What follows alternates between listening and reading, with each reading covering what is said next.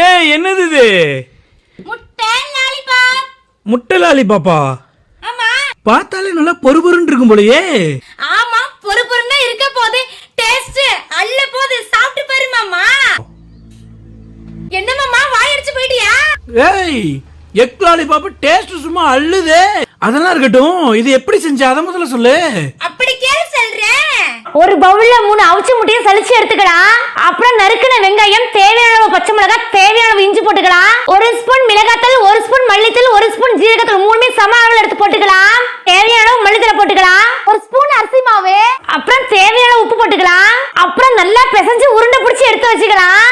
அப்புறம் பிடிச்சு வச்ச உருண்டைய முட்டையில முக்கி பிரெட் தூள்ல பிரட்டி எடுத்து வச்சுக்கலாம். அப்புறம் சூடான எண்ணெயில பொரிச்சு எடுத்து அப்புறம் குச்சில குத்தி அழகா டெக்கரேட் பண்ணி எடுத்துட்டு வந்துட்டேன். பரவாயில்லையே, ட்ரிங்க்ஸ் தான் வேற லெவல்ல பண்ணுவோன்னு பாக்க, ஈவினிங் ஸ்நாக்ஸும் வேற லெவல்